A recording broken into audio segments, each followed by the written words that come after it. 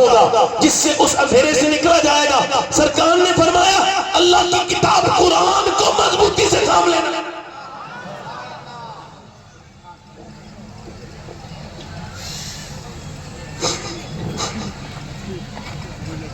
नौजवान लड़के तेजी के साथ दीन से दूर होते चले जा रहे हैं।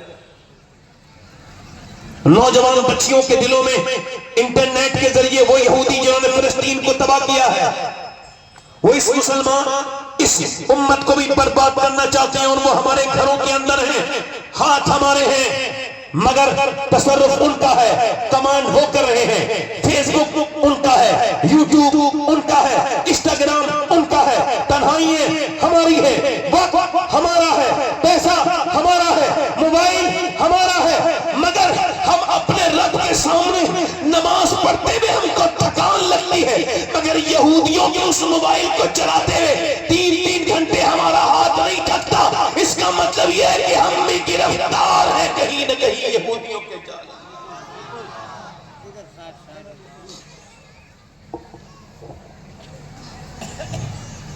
मैं आपको हंसाऊंगा नहीं, क्योंकि मेरा खुद अब्दुल हंसने को नहीं करता, अल्लाह उसका रसूल इस पर गवाह। अल्लाह ही जानता है कि क्या हाल है मुसलमानों के। मुसलमान नौजवान, उनको खबर ही नहीं कि वो किसकी औलाद है, किसका कलमा पढ़ते हैं। उनके माँ बाप ने उनको बुनियादी दीन ही नहीं सिखाया।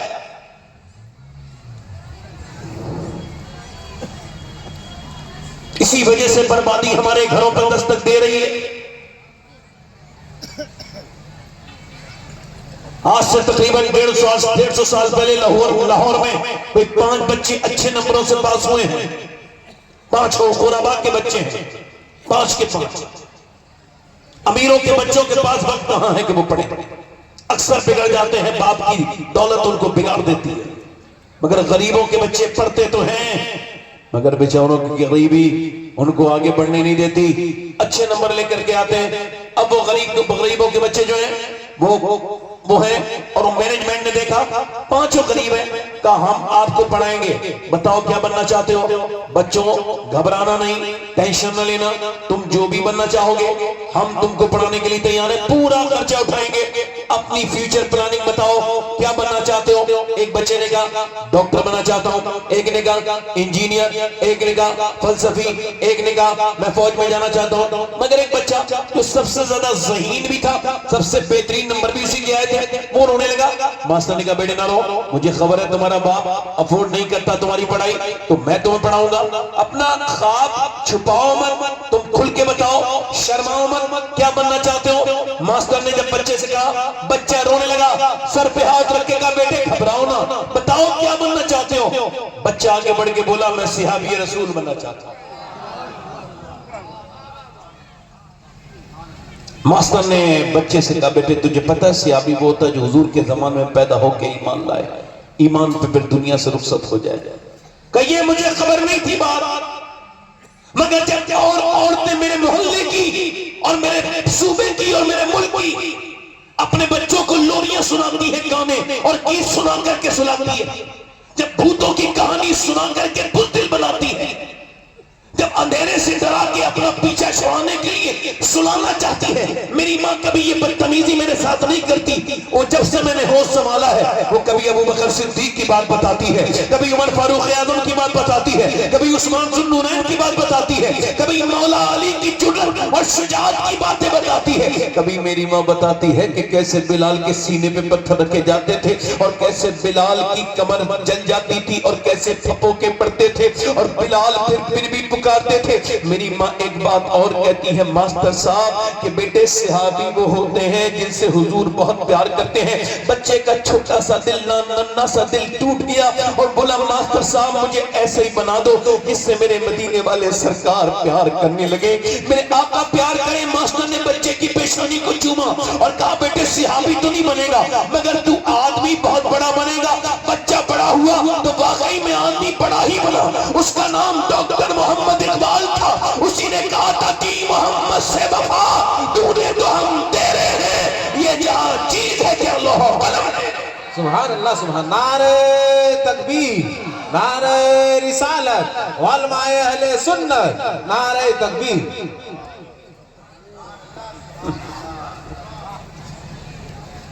मेरे भाइयों, मेरे दोस्तों, सिर्फ जानवरों की तरह बच्चों को कमा के खिलाना, उनके लिए कपड़े लाना जरूरी नहीं, उनको जहन्नम से बचाना, उन्हें हुजूर का नाम सिखाना, उनको कुरान और हदीस की तालीम देना, यह भी फर्ज है अल्लाह से।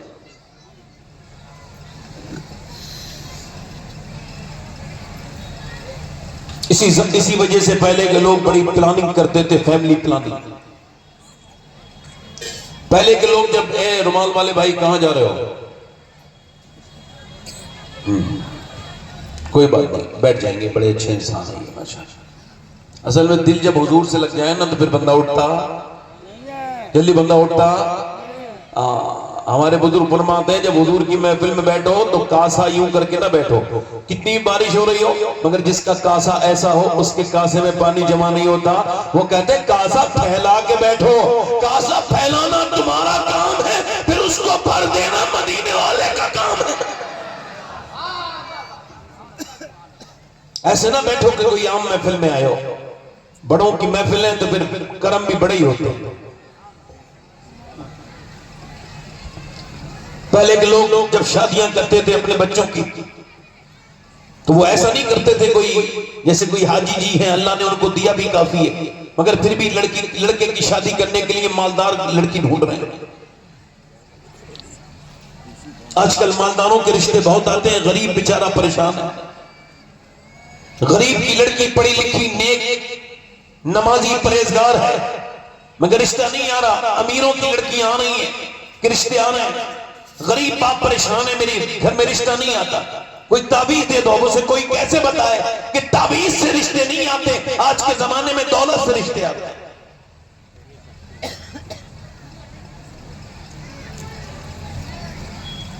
मुसलमान लड़कियां परेशान है, उन्हें नींद नहीं आती रात को, और ये जहेज लेने वाले जालिम, ये जाहिल, ये फकीर, ये भिकट्टे भिखारी, ये भिखमंगे, इनकी सूरतें नहीं बदल रही। इक्तिदार तक का फितना इसी बदतमीज बला और बेजा बेगैरती वाली रस्म की वजह से बढ़ गया हिंदुस्तान में। शादियां नहीं हो पा रही लड़कियों की। तुमने तो अपनी बेटी की शादी कर दी मगर गरीब बाप तो रात को आया तो सोया नहीं। एक तो लुकमा तेरे घर में खाया था वो भी उसके हलक से नहीं उतरा। उसकी बीवी ने पूछा रोता क्यों है, रो के बोला मेरे पड़ोसी ने तो शादी कर दी, मेरे रिश्तेदार ने, मैं तो 800-700 रुपए रोज कमाता हूं, 3 बच्चियां जवान हो गई, कैसे इनकी शादी करूंगा। उस बूढ़े को जिसको नींद नहीं आती उसका जवाब कौन देगा क़यामत के दिन? उस बेटी की आंसू का जवाब कौन देगा? उस शादियों में बहुत ज्यादा इंतजाम और बड़े दुनिया के पैसे लगा करके धूम मचाने वालों, क़यामत के दिन अगर नबी ने पूछ लिया तो बता क्या जवाब देगा?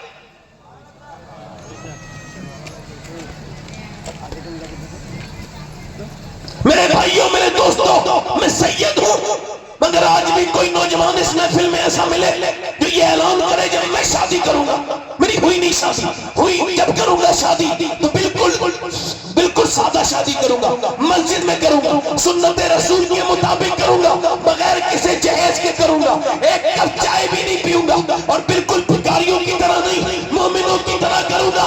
जब कोई उससे पूछे क्यों तो वो कहे इस वजह से मुझे अपने बरेली के इमाम का ये शेर समझ में आ गया है।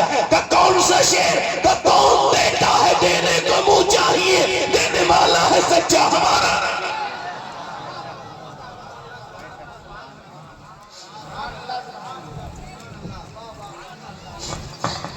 पहले लोग शादी करते थे तो नानी तक को चेक करते थे, भाई शादी किससे करनी है? नवासी के साथ।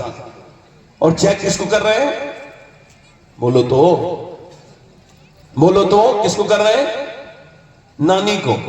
इसका मतलब समझदार लोग थे, उनको पता है खराब। इकबाल कहता है कितनी खूबसूरत घर बना लो, तवज्जो करना, आजकल ये घरों की खूबसूरती इसी देखी जाती है। ये टाइल्स है, नक्शा बनाने में लाखों रुपया जा रहा है आजकल के लोगों का, सिर्फ नक्शा बनाने में। उसके बाद ये टाइल्स ये जो टाइल्स है ये किचन की है, ये टाइल्स जो है ना वॉशरूम की है, ये वॉशरूम वाली इधर नहीं लगेगी, यहाँ की यहाँ नहीं लगेगी, ये पत्थर यहाँ लगेगा, ये यहाँ पर सोफा लगेगा, ये डाइनिंग टेबल है। इकबाल कहता है कितना ही खूबसूरत घर बनाओ सजाओ, मगर वो घर बर्बाद होने से नहीं बच सकता जिसमें हुजूर की बेटी सैयदा फातिमा का जिक्र ना हो। क्यों? वो कहता था इस वजह से कि घर बनता है औरत से, औरत बनी है हया से, और हया है सैयदा फातिमा से। सुभान अल्लाह, सुभान अल्लाह, सुभान अल्लाह। मेरी बहनें मेरी बेटियां सुने, उन्हीं के लिए मैंने तकरीर का ये उन्वान रखा है। एक मेरी बहन बेटी अगर समझ गई तो मेरी तो आखिरत बदल जाएगी। मैं तो अब हज के टाइम पे जाऊंगा जब मदीना शरीफ, तो सैयदा की बारगाह में ये अर्ज करूंगा कि औरतें आपकी बातें सुनती हैं। सारी मेरी बहनें अपने दिल से इरादा करें कि उनका मैं सलाम कह दूं, तो इंशाल्लाह मैं अभी रमजान में आया हूं, अभी हज में जा रहा हूं, इन सब का सलाम इंशाल्लाह पेश कर दूंगा हुजूर की बेटी की बारगाह में। पहले लोग कहते थे भाई रिश्ता करो तो नानी को देखो, इस्लाम कहता है बिल्कुल देखो, देखना ही चाहिए। इस्लाम कहता है अगर नानी देखनी है तो मदीने की मक्के की खदीजतुल कुबरा को देखो, और अगर बेटी देखनी है तो मदीने की सैयदा फातिमा ज़हरा को देखो, और फिर नवासी देखनी है तो करबला की ज़ैनब कुबरा को देखो। सुभान अल्लाह। नारे पीछे वाले बोले, पीछे वाले नारे रिसालत। सुभान अल्लाह, सुभान अल्लाह। जिंदाबाद, जिंदाबाद, जिंदाबाद। एक खातून अगर अच्छी आ जाए तो घर में बरकत,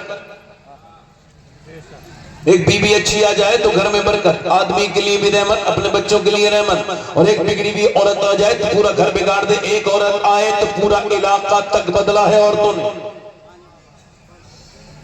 गैर मुनक़सिम हिंदुस्तान में एक शादी हुई है, चौधरी है बाज़ैद नाम का बहुत बड़ा जमींदार, उसके 2 बीवियां ऑलरेडी हैं, 1000 बीघा जमीन है, 100 नौकर है। अब उसकी जो शादी है ना वो तीसरी हो गई, उसने तीसरी कर ली। कभी कभी बीवी ठीक भी मिल जाती है, इसको तीसरी बीवी ठीक मिल गई। ये बात क्यों कह रहा हूं? इस वजह से कि बीवी नमाज पढ़ती थी, और नमाज पढ़ती थी, कुरान पढ़ने की पाबंद थी। बताओ जिसमें दुल्हन आके घर में कुरान पढ़ दे फिर उसकी बरकतें कभी खत्म होंगी? बोलो। अब वो कुरान पढ़ने वाली, नमाज पढ़ने वाली यहां आई, उसका दम घुटने लगा। कोई कुरान नहीं पढ़ता, न नौकर पढ़े, न बच्चे पढ़े, न शौहर पढ़े, तो उसने कोई ताने नहीं दिए, लड़ाई नहीं की अपनी सौतनों से कि तुम नमाज नहीं पढ़ती मैं पढ़ती हूं। वो समझदार थी, नेक थी, माँ बाप उसके शरीफ थे, सब नमाजी थे, बाप नमाजी, माँ नमाजी, यहाँ कोई नमाज नहीं पढ़ता।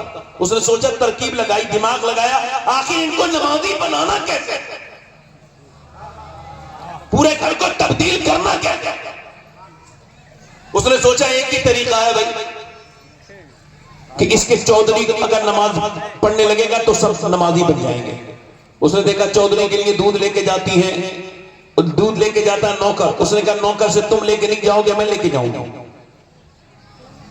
रात को सोते वक्त दूध लेके गई, पहले बेहतरीन तरीके से औटाया, उसमें बेहतरीन तरीके से उसने गुड़ डाला, अच्छे से औटाया, सुरख किया, और बोली चौधरी साहब लीजिए दूध। उसने कहा मेरे नौकर लेके आते हैं, तुम क्यों लेके आई हो? कहा नौकर का इतना हक थोड़ी बनता है जितना मेरा बनता है, आप चौधरी साहब लीजिए ये दूध पीजिए। चौधरी ने उस दूध को लिया और पी लिया, इतना जायकेमंद दूध, उसका दिल खुश हो गया। फिर बोली जरा आपके पांव दबाना चाहती हूँ। कहा क्यों? कहा अपने घर पे अपने माँ बाप के, अपनी माँ बाप की खिदमत करती थी, अब आपकी मत करूंगी। उसने कहा ठीक है। अच्छा वो पांव दबाना भी जानती थी, ऐसा नहीं कुछ लोग दबाते हैं तो और दर्द कर देते हैं। इसने दबाना शुरू किया तो चौधरी को रिलीफ महसूस हुआ, उसे रिलैक्स फील हुआ, और उसको एकदम नींद आने लगी। उसी जगह पे टच किया जहां पे सुकून मिलता है। जैसी नींद आई वैसे ही उसको खर्राटे शुरू हुए। ये बोली चौधरी साहब मैं जा रही हूँ। तरीका देखें समझाने का कितना बेहतरीन है। कुछ लोग समझा के और फंस जाते हैं, अपने आप को बेकार कर लेते हैं। नसीहत करने के लिए बड़ी अकल की जरूरत है। उसने कितनी देर मेहनत की, बोली चौधरी साहब आपको नींद आ रही है और मैं भी जा रही हूँ, मुझे भी नींद आ रही है, मगर अगर इजाजत दे तो सुबह को फजर की नमाज पढ़ने के लिए उठा दूं।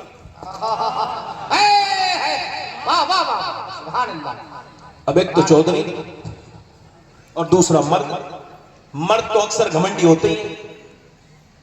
एक साहब आए बंबई से, घर आके झगड़ा कर लिया बीवी से। क्यों? इसने मुझे पानी नहीं दिया। मैंने कहा बंबई से लेके भागलपुर तक आ गए और जाकर के तुमने झगड़ा क्यों कर लिया? 4 कदम दूर पानी था, वो भी पी लेते। इतनी दूर से आ गए।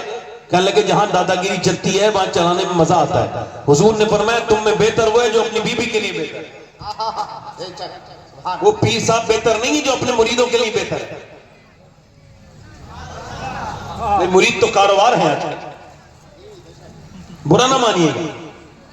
बहुत से पीर ऐसे हैं जो मेरे नाम सुन के कहते हैं उसे ना बुलाना, क्योंकि मैं तारीफ के बजाय और मामला उल्टा खराब कर देता हूं। मैं वही कहता हूं जो मैंने पढ़ा है।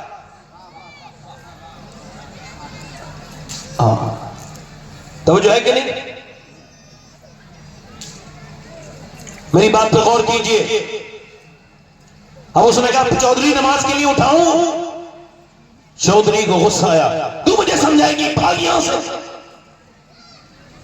भाग यहां से। उसने सेट कर दी, बेइज्जती कर दी ना। अरे हमारे यहां यही भाव है ना, बेइज्जती इसी भाव चल रही है ना। यहां बेइज्जती ऐसी तो बिक रही है, इसी भाव है ना। कोई भी बदतमीज मेरी बेइज्जती कर देगा, है ना। बोलो यही है ना। आपने ये उल्टा हिसाब क्यों लगाया है कि कोई गाली बकने वाला इज्जत वाला है और जो गाली सुन के जवाब ना दे वो बेइज्जत है? ये यहां से उसूल पढ़ा है आपने कि जो गाली देता है वो इज्जत वाला है, जिसने थप्पड़ मारा वो इज्जत वाला, जिसके चेहरे पे थप्पड़ मारा वो बेइज्जत हो, उसकी बेइज्जती कर दी, उसकी इज्जत उतार दी। खुदा की कसम ये तुम्हारा और मेरा बनाया हुआ कानून है, वरना अल्लाह ने उस अबू बकर सिद्दीक को इज्जत दी जो गालियां सुन के जवाब नहीं देता था। उस अबू जहल को इज्जत नहीं दी जो गालियां देता था। बेशक बेशक, वाह वाह वाह, जिंदाबाद जिंदाबाद। उसने कहा भाग यहां से, मगर उसने रास्ता नहीं बदला। वो दूसरे दिन भी आई, आकर के बोली चौधरी साहब लीजिए दूध पीजिए। का फिर आ गई, फिर नमाज के लिए जाएगी। कहा चौधरी साहब थोड़ा आप सब्र तो कीजिए, मुझे मैं देखती हूँ, फिलहाल मेरा हक तो मत लीजिए। दूध याद था कल का, बहुत बेहतरीन था, दूध पी लिया।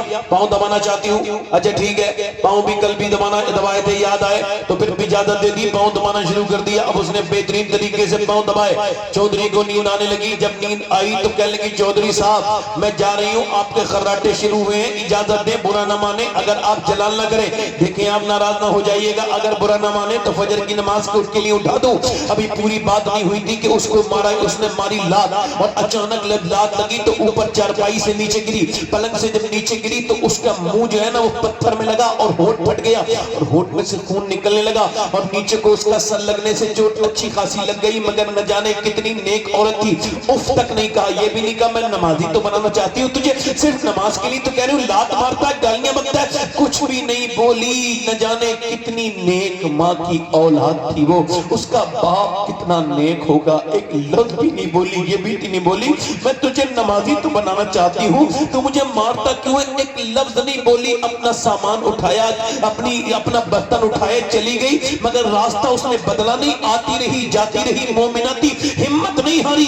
कई हफ्ते गुजरे तो चौधरी को एक दिन रहम आया, बोले ये बता मैं तुझे गाली बकता हूँ, मारता हूँ, लाते मारता हूँ, थके मारता हूँ, तू चौधरी की बेटी इतने मालदार घर से फिर भी पिटती है, गालियां खाती क्यों आती है, तुझे मुझसे क्या लालच है? आंखों में आंसू ला के बोली चौधरी और कोई लालच नहीं, बात यह है मेरे घर वालों ने मुझे नमक हरामी नहीं नमक हलाली सिखाई है, तेरा नमक खाती हूँ। चौधरी अगर तू बेनमाजी होकर के मर गया, नबी पाक फरमाते हैं बेनमाजी का ईमान पे खात्मा ना होने का उलमा कहते हैं ये अंदेशा है। और हुजूर फरमाते हैं जब बेनमाजी मरेगा तो इतनी प्यास लगेगी, इतनी प्यास लगेगी 7 समंदरों का पानी भी पी ले फिर भी बेनमाजी की नब्बे प्यास नहीं बुझेगी। चौधरी ये बता, अल्लाह के रसूल फरमाते हैं कयामत के दिन बेनमाजी जहन्नम में जाएगा और अउतवा और शैबा के साथ खड़ा होगा।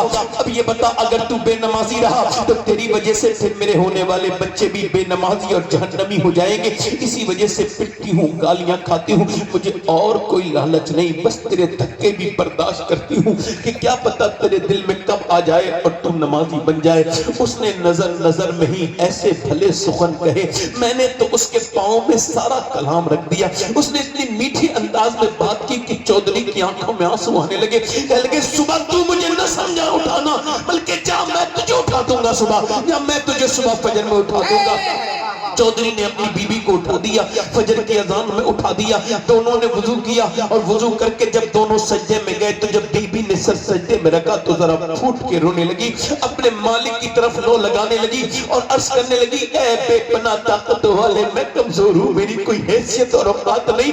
तुझे पता है मैं कितनी पिटी हूँ, कितनी गालियां खाई हैं, कितने धक्के खाए हैं, तब मेरा आदमी तेरे सामने झुका है, तो इसे आकर ला करके झुका देना मेरा काम था और इसे अपना लेना तेरा काम है। मालिक मैं कमजोर हूँ, तू दिलों को बदलने वाला है, मैं तो तेरी एक बड़ी कमजोर बंदी हूँ। ऐ अल्लाह मुझ पर करम कर दे। ऐसी रोई अल्लाह का फजल हुआ कि उसकी दुआओं से उसके आदमी का दिल बदला। फिर तहज्जुद तक की नमाज उसने कभी छोड़ी नहीं और पांचों वक्त की नमाज का तो ऐसा पाबंद हुआ कि उसने अब गली उसने बस्ती और करिया मसाजिद बनवाई, अपने घर में एक बेहतरीन बड़ी मस्जिद बनवाई जो आज तक लोग इसे देखने के लिए जाते हैं। उसके 100 नौकर नमाजी, उसकी बीबियां उसके बच्चे नमाजी, उसके इलाके में नमाजियों की लहर दौड़ गई। एक मदरसा बहुत बेहतरीन उसने बनाया। सुनो, इन दोनों के दरमियान जब बच्चा पैदा हुआ तो कोई आम बच्चा बन के पैदा नहीं हुआ, बल्कि अपने वक्त का कुतुबुल अख्ताब बन के पैदा हुआ। उसका नाम सुल्तान मोहम्मद बाहू था। उसने कहा था 10वीं फिरी पर दिल नहीं फिरिया, की लेना 10वीं पढ़ के इल्म पढ़ा पर अदब न सीखिया, की लेना इल्म पढ़ के।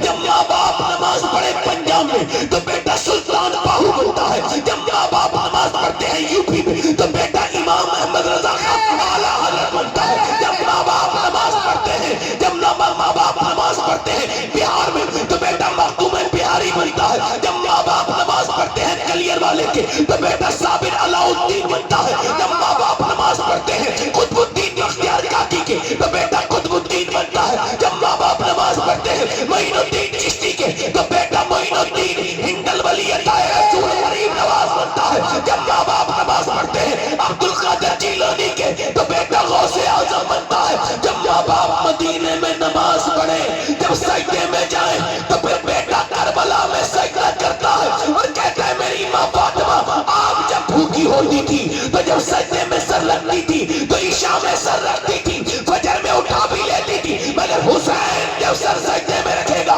तो रखेगा करबला के मैदान में, उठाएगा कयामत के मैदान में।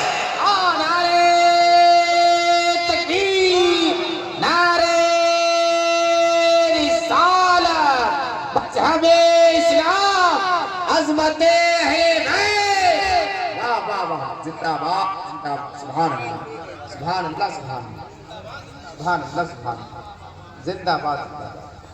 मेरी आंखें में अपनी उन बहनों को तलाश कर रही हैं, उनकी जूतियां मुझे चाहिए बहनों की, उन बेटियों की जूतियां की तलाश में हूं कि जिनकी जूतियों में अंग्रेजी तहजीब की गंध लग गई है।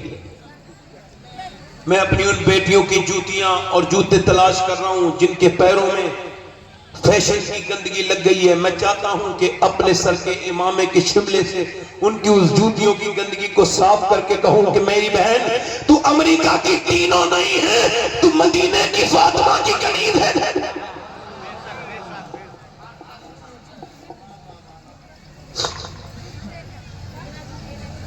मेरा दिल अब तकरीर करने को नहीं कहता, मेरा दिल कहता है कि अब अपनी बहनों से और भाइयों से थोड़ी देर आजिज़ी से हाथ जोड़ के कहूं, और कितनी मुसीबतों के बाद बदलोगे,